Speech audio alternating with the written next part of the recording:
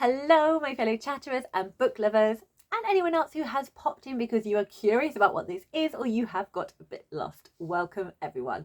I'm Chatty. This is my channel, Chatty the Mad Chatter, and I'm going to be chatting away madly about book recommendations for the Spoonies Readathon.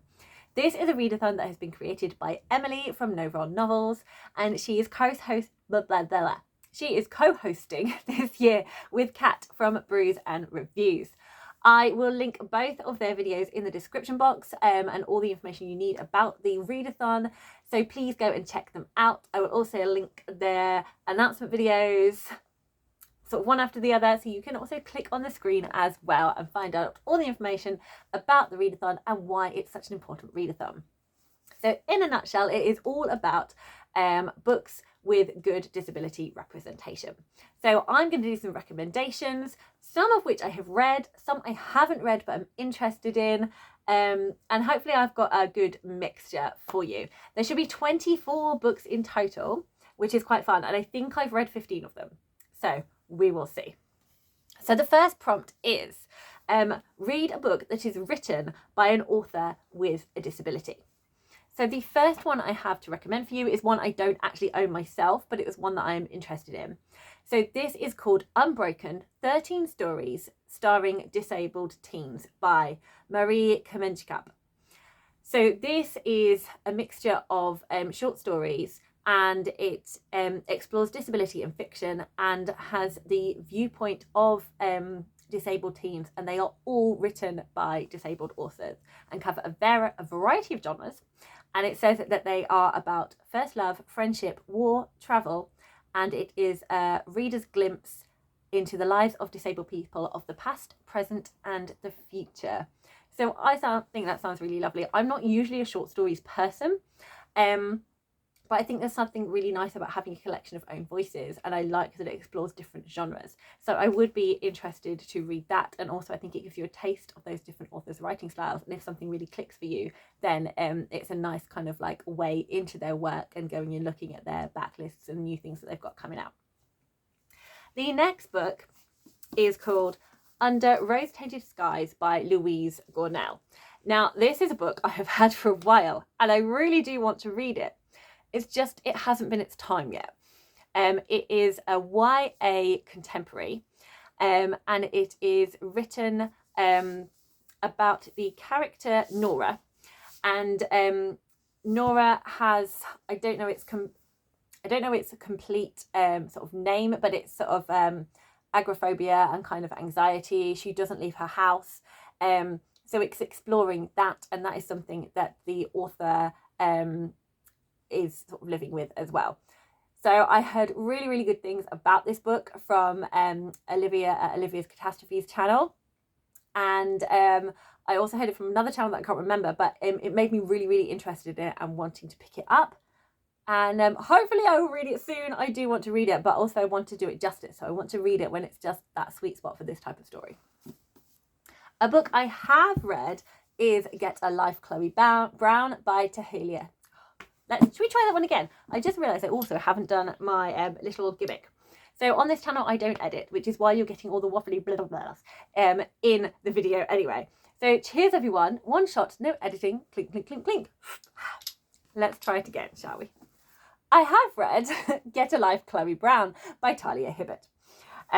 So Talia Hibbert has fibromyalgia, which is she experiences a lot of chronic pain and fatigue and sort of like headaches and things. So those are all kind of things to do with that, which the protagonist Chloe has as well. And I absolutely love this story. I immediately just fell in love with Chloe as a character and was absolutely rooting for this relationship. I have not heard of anyone who did not enjoy this story. So this is a really lovely own voice author to read from. Okay, the second prompt is to read a book with a character who has an invisible disability. So recommendations I have for this one is a book I read recently and absolutely loved. And that is A Kind of Spark by Elle McNichol. So the invisible disability being explored in this one is autism. Elle McNichol is also own voice author. She is autistic, and our character protagonist in here, Addie, absolutely shines, and it's just such a beautiful story, all about how Addie just really gets fixated on their history topic, which is about witch trials. And in her local area, she finds that there were women who were tried in the past as being a witch for nothing more than that they were different. So Addie really connects with these women and wants to do something to kind of commemorate them. And it explores so much about that balance between asking for help and support and trying to keep going with something yourself, and just kind of like hitting that right. And it's just such a beautiful story. There is bullying in here.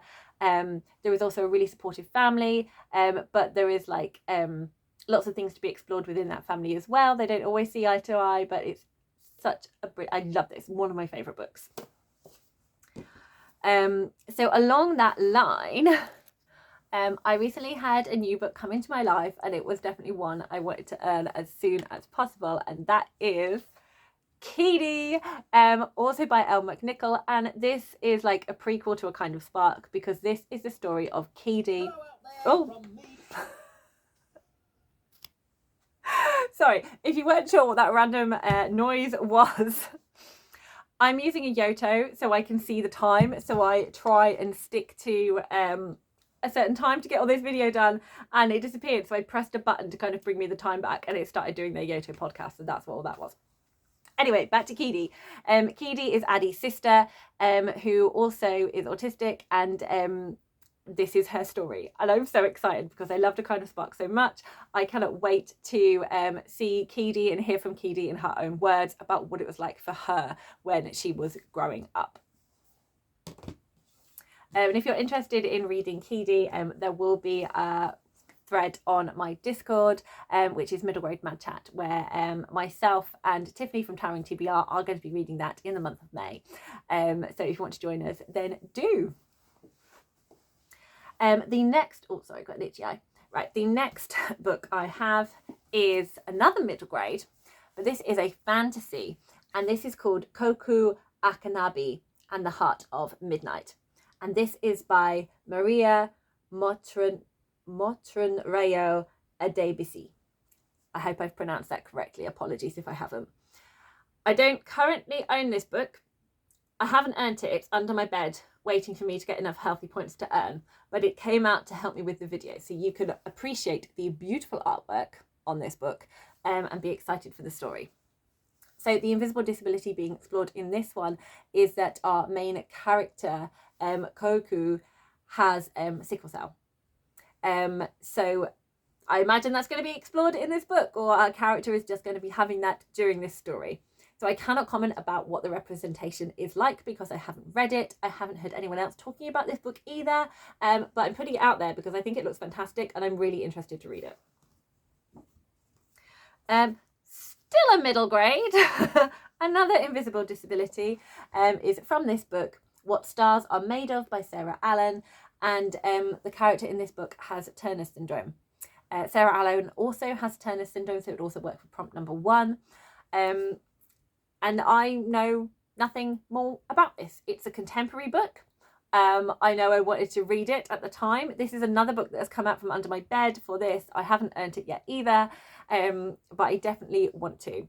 I will put all of the books in the description box with their Storygraph link, so you can get a good synopsis of those, plus other people's reviews.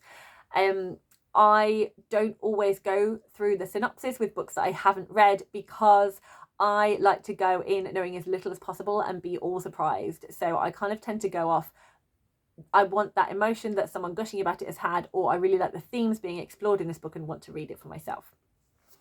The final book I do not have a physical copy of, but this is called Chaos Theory by Nick Stone. And this is exploring 2 characters, one who has bipolar and one who has an addiction. And it's exploring sort of the stigma attached to both of those sort of like mental illnesses, and how they navigate through life with those. So those are 2 more two more invisible disabilities there. So I think that sounds really interesting. It sounded really positive from a lot of people who were talking about this one. I think it could be a really fairly recent book, but Chaos Theory is a YA. Okay, prompt number 3, just grab a sip of water because my mouth is going dry, is to read a non-fiction book about disability. So again, I don't have this book to hand, but I want to read My Life in My Hands, which is a memoir by Alison Lapper. So Alison Lapper is, I did write it down, and I can't read my own writing. Focomlin. She is a Focomlin artist. So she has shortened legs and she doesn't have arms. And she does a lot of like mouth artwork. She's got kind of a portfolio. She's very disability positive. There's a lot of beautiful pictures. If you put Alison Lapper into the internet, you will see lots of beautiful photographs of her modelling and styling for things. She is also, I first came across her with the BBC documentary about the, what's it called? In Trafalgar Square, the fourth plinth, I think. So there was a time where they put lots of different artwork on the fourth plinth. And one was a sculpture of Alison Lapper, who was pregnant at the time. And I really enjoyed the documentary about her and about her artwork and just how positive she is about disability. So I definitely want to read, in her own words, her story as well. And then I have a book. The next 2 books are both recommendations that I got from Tiffany at Towering TBR, who I've already mentioned. I can't remember when she spoke about The Invisible Kingdom, but that has been on my list since she spoke about it. I do really intend to get hold of it. It is one of my top non-fiction books to be getting hold of. So this is called The Invisible Kingdom, Reimaging Chronic Illness by Megan O'Rourke. And it's an own voice author, so it's exploring chronic illnesses through her own sort of personal journey, trying to work out sort of like what was happening with her and just how the medical world kind of sees that and how different people have got different struggles. And just hearing Tiffany talking about it made me just really excited and just like a book that I really want to pick up and read. Now the next book Tiffany has spoken about recently, and I will link here her video where she reviews this book. I'll put the timestamp for it as well, so you can get to the point where she's talking about this one. But she talks about a lot of interesting books. You might want to watch the whole thing. Just a thought. And this is Against Technoablisim, Rethinking Who Needs Improvement by Ashley Shu. Ashley Shu has got a wide range of both visible and invisible disabilities. And the way Tiffany was talking about this book just sounded phenomenal, about how living in an ableist society, we see disability as something that can be fixed by technology.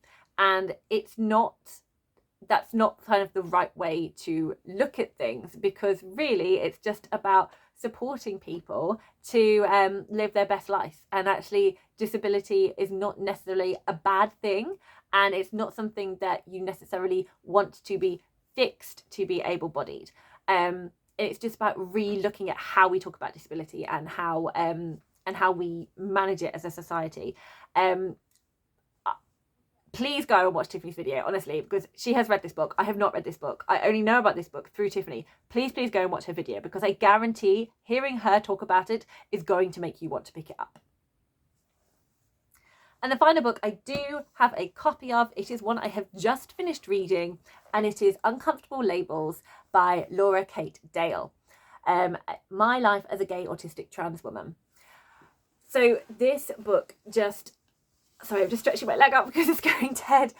This book was just amazing. I'm not a books tabber, and as you can see, I've already tabbed a couple of places in this book because I was so, I was just kind of like, these just like felt like really important. It just felt really important for those particular moments in this book. And it is looking at kind of like the growing up. Laura Kate Dale was not only kind of living with undiagnosed autism, but also discovering that actually she is a woman. So there was this kind of like cross section between being autistic and being a trans woman, where people were not looking at the two in conjuncture. And it definitely gave a huge amount of things that I'd never considered before. I really loved how she spoke about stimming and things that for her personal experience she needs to do in order to kind of like regain her focus in this particular moment, and how it can be sort of overwhelming with lots of noise and lots of certain things, and she can't always like focus in on what she needs to focus in, because if she tunes out, sometimes tuning out everything can be dangerous, but she needs to tune out the background noises so she can focus on the thing that she's needing to focus on at the time.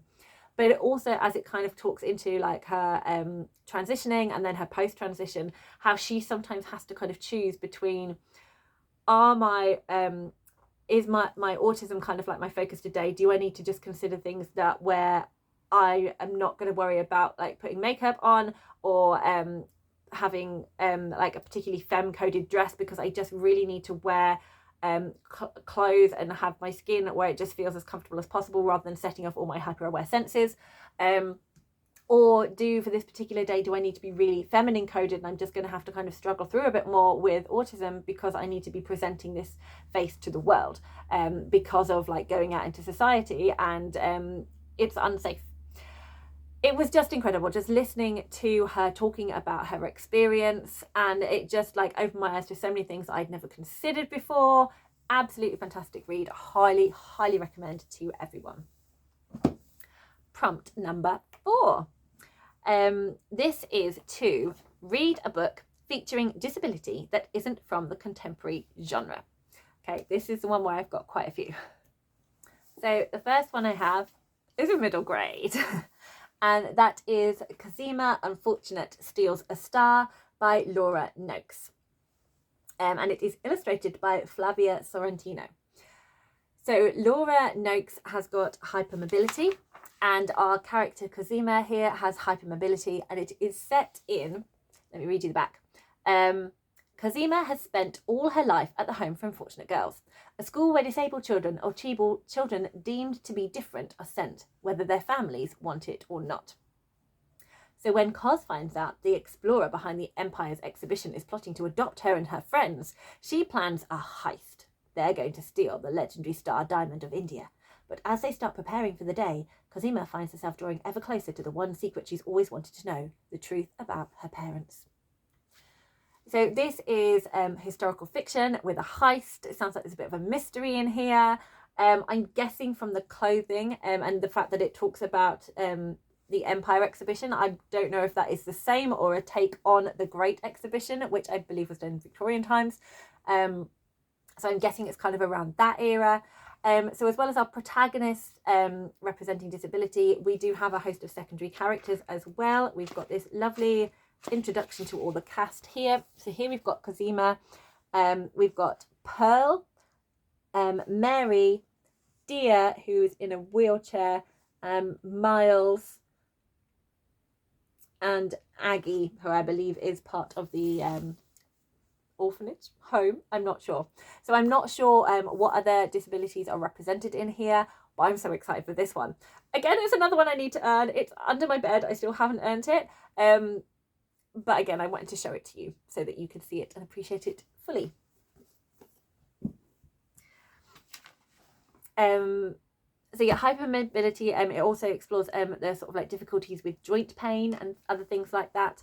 So this could definitely also work for the first prompt as well. Now, the next one I'm not sure of, but I'm going to mention it anyway. So this is Upon a Burning Throne by Ashok K. Banker. So Upon a Burning Throne is the first in a trilogy called the Burnt Empire Trilogy, and it is inspired by the Mahabharata. So in the Mahabharata, of which I have illustrated children's copy because it's epic, and I don't know if I'd be able to follow the proper one, we have two twins. So this it's kind of following this saga of this royal family, and we have two twin boys. who are Dhritarashtra, apologies for pronunciation, and Pandu. And Dhritarashtra was born blind, and Pandu was born with albinism. So there is disability within those characters, and those characters have inspired, I have got their names down here, in Upon a Burning Throne. Where have you gone?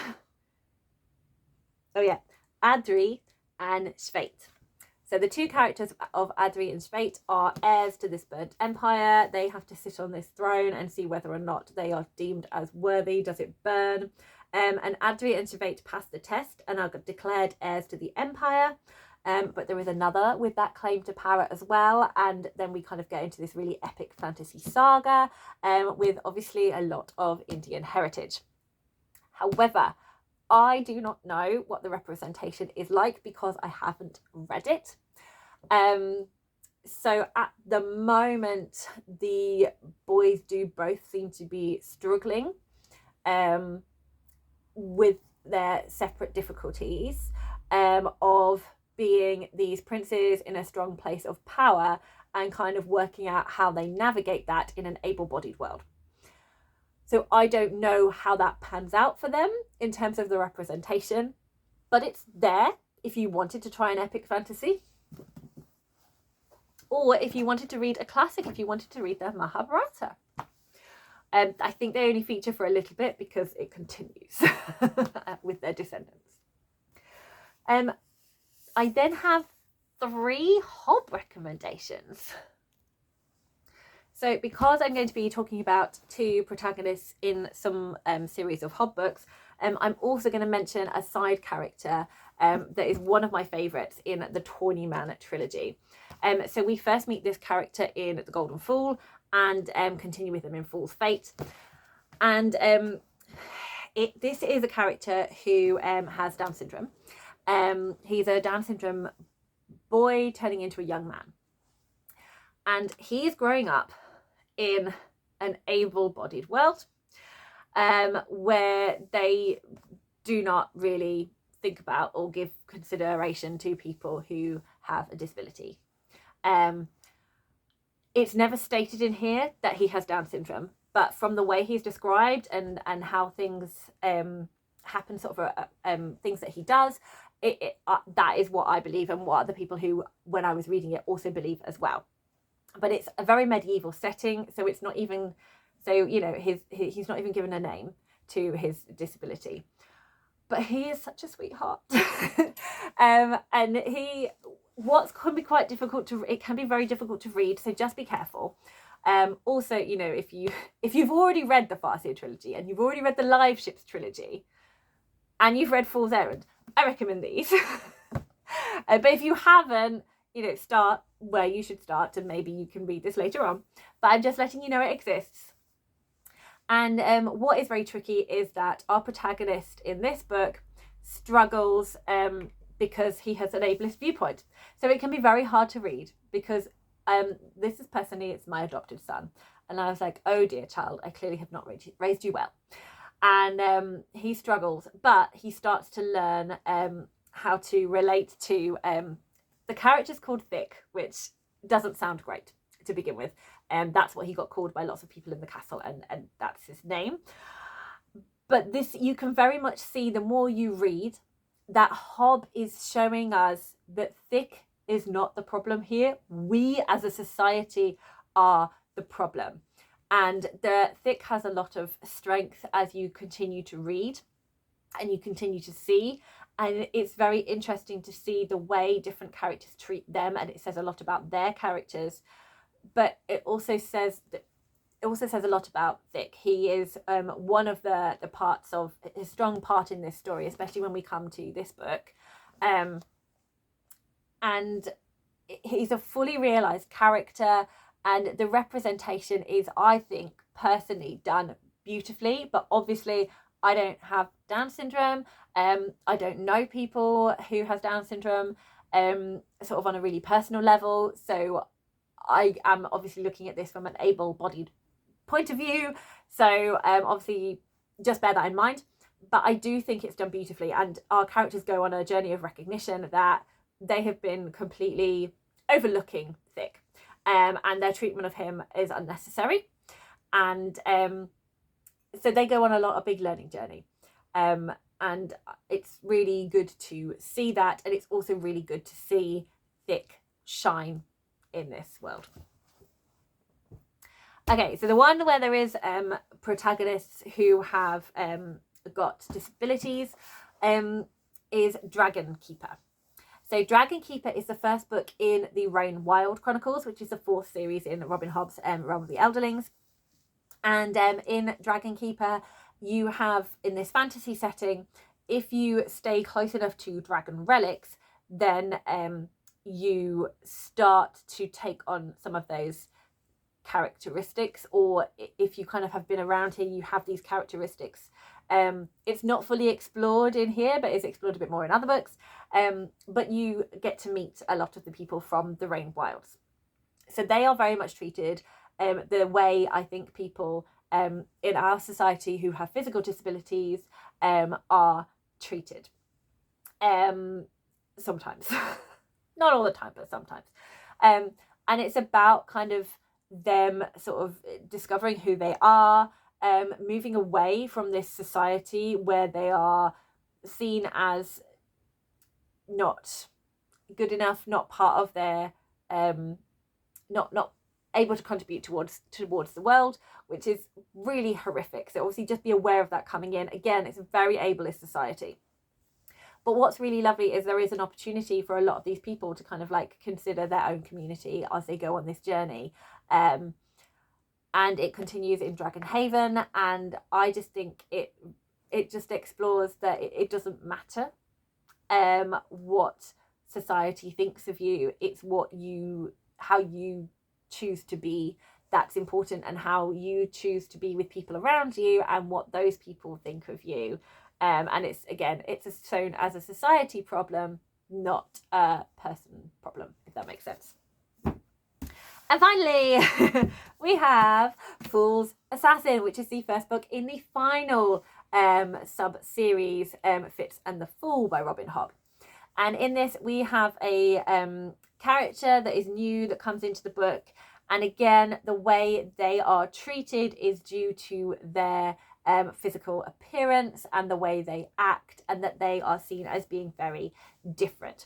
So it's not an outright specific disability, but they are treated again with this able-bodied mindset that because they are different, they should be lesser, and they are a problem rather than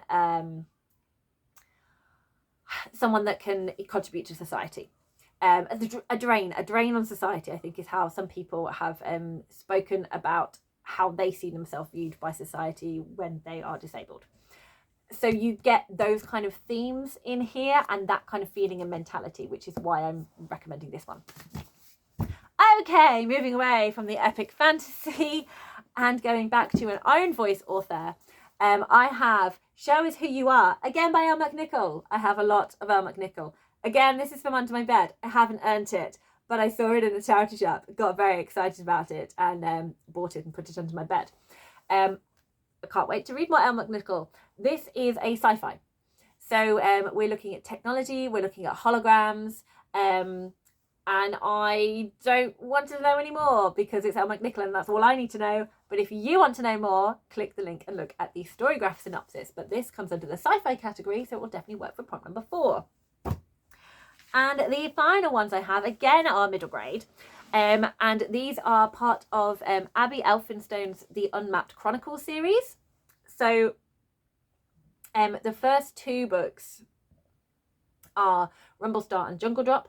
But what I'm looking at is the prequel book, which is Everdark, and the final book, which is the Crackledawn Dragon. So in the prequel book, our main character is dyslexic. And the way Abby Elphinstone talks about this character and talks about who she is and how she sees herself and then what she has to do is just so empowering. And it's just so much about self-worth and the importance of, you know, you being who you are and that you're valid and that you matter, and it's done in such a beautiful way. I adore Abby Elphinston's way with words and how she makes the heart of this book just really come through, and you can just see that she just loves children. She just loves children, and I just think it's so powerful to read about someone filling you up with strength. The next book is the final book in that series, is called The Crackledawn Dragon. So if you've read some of the books but haven't read all of them, and you are thinking maybe you would like to pick up The Crackledawn Dragon, you can absolutely read it as part of this readathon, because The Crackledawn Dragon has 2 protagonists, and one of the protagonists has got a disability. And that's all I'm going to say, because I don't want to ruin it. But again, I think that's handled beautifully. I think the representation is great. But again, I'm looking at this from someone who is able-bodied, so do bear in mind that. Prompt number 5. Prompt number 5 is to read a book which features disability that affects one of the 5 senses. So the first recommendation I have, again, I don't have a copy of this book, is Anna Sorrentino's Give Me a Sign. This is a YA contemporary, and it's about first love and deaf pride at a summer camp. And our main character is a character who is hard of hearing, so is part of the deaf community, but sometimes feels she is not fully part of the deaf community because she has some sense of hearing in that. So I think that's kind of an interesting aspect to look at, and this is own voices as well. The next one I have to talk about is Sweet Bean Paste. And this is written by Durian Sukegawa. So he is a Japanese author. So it has been translated by Alison Watts. I love Sweet Bean Paste. It's a beautiful story. It's a contemporary, and it features 3 characters. And one of these characters has got a physical disability with her hands, so affecting her ability to touch. I don't know whether it's like necessarily the sense or just the hands, but I thought it's close enough that it can work. And I'm not going to tell you kind of any more about her disability, because I feel that that's a spoiler in the story, because you get to know her character, you get to know her backstory as you get to know the other characters in here. And it's just so heartwarming and so lovely, and it's beautiful and gorgeous, and I highly, highly recommend it. And the final book, again, I have a middle grade, and it is A Blind Guide to Stinkville by Beth Vrabel. So this features a character who is visually impaired, and she has albinism, and the story... No, that was just me giving myself other notes. So the story is that she's had to move home. So she's now in a new neighbourhood, and it's like she's kind of got to learn everything all over again, because she knew her old place so well, and she knew the people in there, and she didn't have to explain herself to people, and everyone knew what her needs were, and you know, she fitted in, she was self-sufficient, whereas now she doesn't know places, so she's kind of got to learn it, but also she feels like she's got to rely on other people a lot more. So it's her exploring all of that. I think it sounds amazing. This is also from under my bed that I need to earn. But again, I wanted to let you know.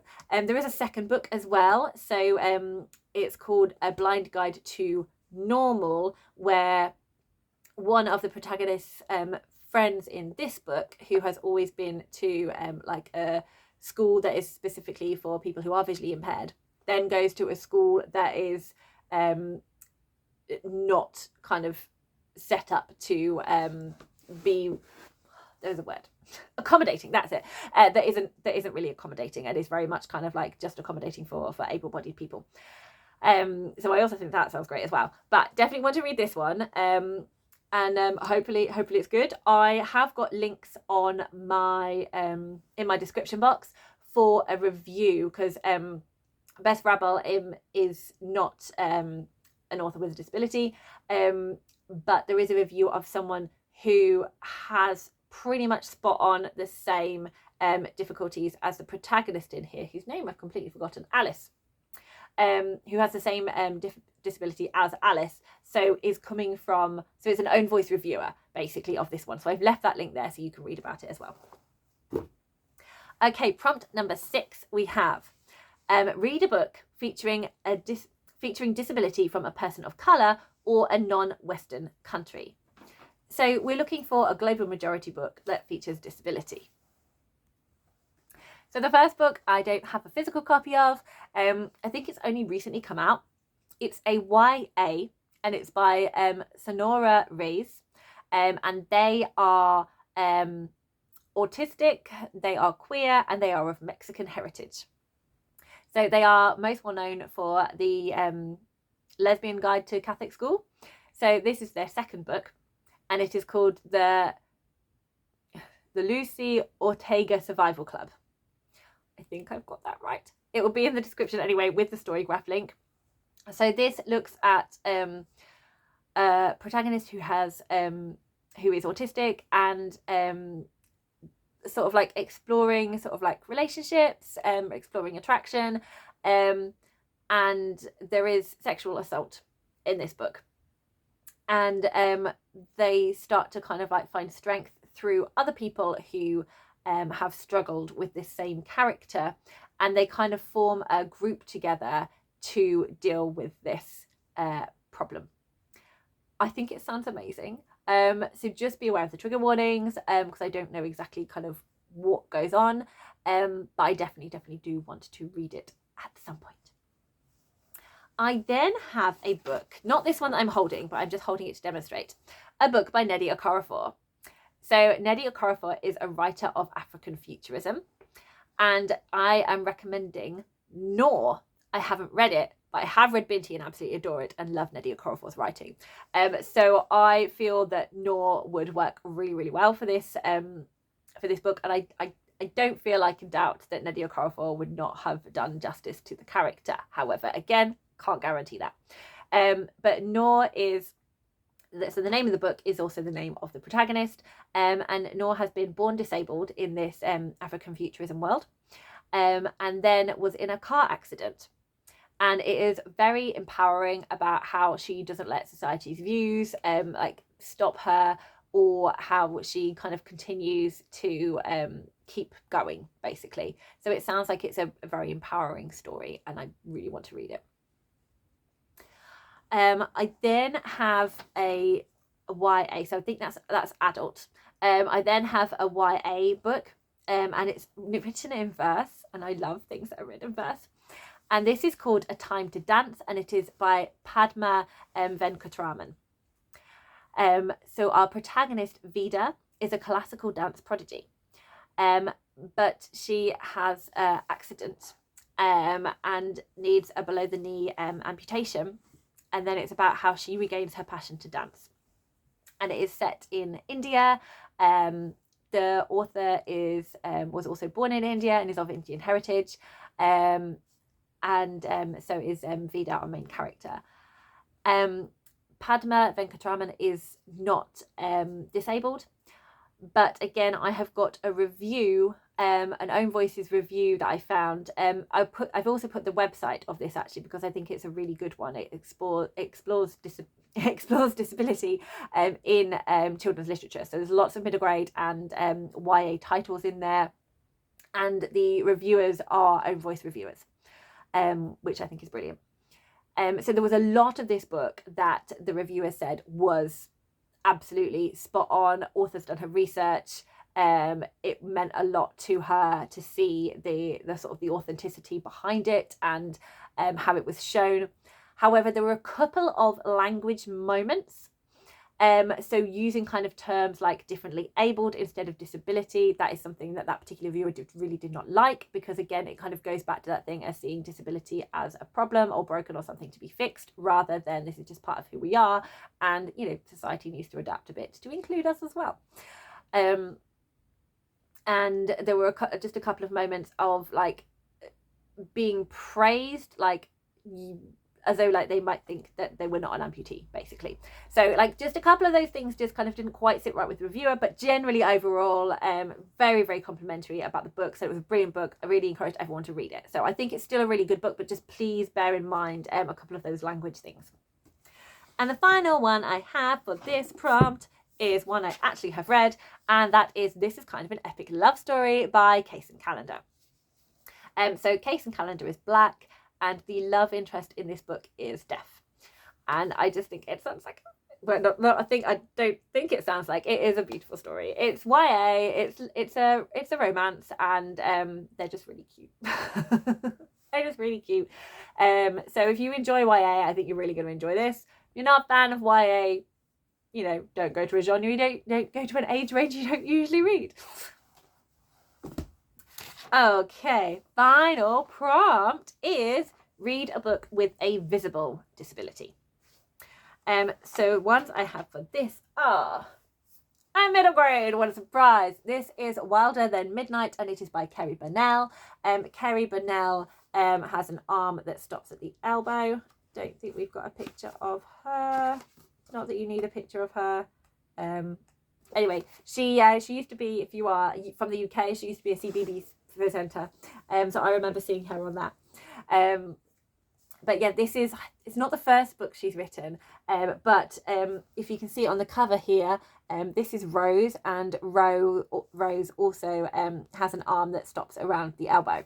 So it's own voices, and I hear amazing things from both my mum and also Vadania from Vadania Silverscribe, and I hope to read this really, really soon. I then have a non-fiction. This is Break the Mold by Sinead Burke. So I'm really keen to read this one. It sounds really good. It sounds really empowering. It has a comment on it by Rosie Jones, who has cerebral palsy, and Rosie Jones says, "Brilliant, empowering, powerful. This book made me feel proud to be different." Sinead Burke, it describes herself. I'll read it actually. Let's read it. Let's get the quote. Diddly diddly dee. I'm a little person. I have dwarfism, which is a physical disability that means my arms and legs are a little bit shorter than most people. Growing up, there weren't many teachers or writers or fashion designers or activists who were disabled like me. Not seeing someone who looked like me in the places I longed to be meant I used to think that my dreams were impossible. But from my earliest days, my parents encouraged me to believe that I could do anything that I dreamed of. So I think this is a really positive look at, breaking the mold, not staying in the box that society puts you in, because it's an ableist society. So really looking forward to reading this one. And finally, I have another adult epic fantasy, She Who Became the Sun and He Who Drowned the World. Now, I'm coming at this from someone who is able-bodied. But when I read She Who Became the Sun, there was a moment in that book where a character loses a limb. And then that character kind of continues in the story being physically disabled. And the way there has been mentioned by some people that they disliked it because the moment was kind of like almost given of like glorifying, it's like described as like glorifying porn of having a disability. Like it was a pivotal moment for that character. I can understand why it was viewed that way. I personally didn't see it like that, because for me, there are two characters within this series that you kind of follow, and they're very, very different from each other. We have our protagonist, and we have, I suppose, the antagonist, and they see the world very differently. And one of the characters is they're on different sides of a fraction. They're both wanting different things, but they're on opposite sides of a war. One of the characters hurts the other character by cutting off something, by helping them lose a limb, and they think that's the worst thing that they can do. There's a lot of kind of like viewing of what it means to be a man, how respect for men is seen, how people are valued, what is seen as worthwhile, what is seen as honourable, is kind of like a theme in a lot of the book. So they're living in a very misogynistic society. And a society that values physical strength and able-bodied people. So there is a lot of kind of shame and things attached to the concept of disability and things like that. Whereas, so for one character, this would have broken and shamed them, but for another character, they don't let it break them. And it's just another part of who they are, and they continue. So for me, it was very much about showing different points of views of what it means to be disabled. And the value you put on yourself and the value you put on having a physically able body. And I think that is explored through like other characters, and I think it's a really strong theme. So personally, I enjoy this. I'm currently reading He Who Drowned the World. I really, really enjoy it. I'm having a great time, but I am aware other people could interpret it differently. So just be, again, aware of that going in, that it might work for some people and not for others. And this is also classed as a fantasy. I would class it as a historical fiction because I am a quarter of the way into this, and I would still say it's a historical fiction rather than a fantasy. There's like maybe 2 slim aspects of fantasy, and that is it. So very much historical fiction. That is everything. That is all the books I wanted to talk to you about. So I hope you found this helpful. I hope you have definitely come away with at least some more middle grade books that you can read. Please let me know what your plans are, what other books you're excited to read. And yeah, get chatty in the comments. I'm really excited for the Spoonies Readathon. I am definitely going to be reading the group read, which is actually over there, and I haven't got hold of it. The Secrets of Haven Point, and that definitely hits the prompt of own voices. It hits the prompt of physical disability, and it hits the prompt of had another one. The genre one, featuring a disability that isn't from the contemporary genre because it's a fantasy. So it definitely hits 3 of the prompts, and that is by Lisette Dobson. I think, I could be wrong. Autumn? I can't remember, so don't listen to me, but that book will be in the description box as well. Thank you so much for watching. Happy reading, everyone.